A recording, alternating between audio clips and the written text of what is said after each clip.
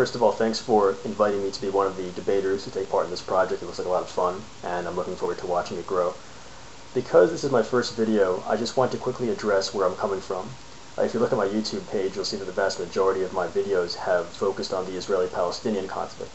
This is an issue on which I've spent a lot of time studying, so I'm relatively secure and comfortable in my opinions with respect to the Middle East. This might not be the case with some of the issues broached as part of this project, so I'll try my best to do some preliminary research before I formulate any kind of real opinion. And in addition to that, I won't necessarily always represent my own opinion. I'll try to play devil's advocate. But anyway, on this topic, I'm going to let my stance be that this tax on sugary beverages should be imposed. And because that's going to be my stance, I'm going to make this video largely a response to Mr. Spinney's points. Mr. Spinney, your first point is that it's immoral to punish innocent people for the self-destructive habits of others. But by that logic, wouldn't you say that it's also immoral to have innocent people foot the bill for the healthcare costs associated with the self-destructive habits of others? If people who consume a lot of sugary beverages, and it's not just soda, this bill concerns other drinks as well. Anyway, if these people continue consuming all that sugar and becoming obese and unhealthy, that means that I have to continue paying for their healthcare.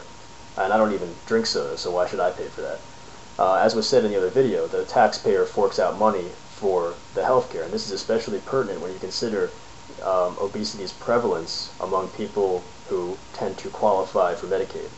So my rebuttal to your first point is that either way you have people paying for the habits of others, but in the scenario in which the tax is imposed, you have a net gain because you have healthier people, and there are of course many benefits associated with healthier communities. Your second point is that this addresses the symptom, not the cause being the psychological factors that motivate excessive caloric intake. Well, there are many reasons for obesity in this country. There's genetics, there's increased reliance on cars and other machines. A lot of it is just living in a relatively affluent and unfortunately gluttonous society, but that's another issue. Let's talk about psychological factors. I think that a big psychological factor is just the favor people generally find in drinking something that's sugary.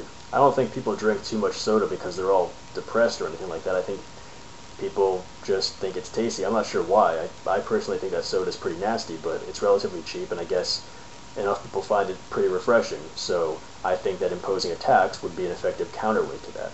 But you're right, it's not enough to just make soda more expensive. The problem has to be attacked on several fronts, which is why it's important to note, as was mentioned in the first video, that the money gained from this tax would be earmarked for health education purposes, which is especially noteworthy since the state of New York is being forced to cut back on its education budget because of tough times.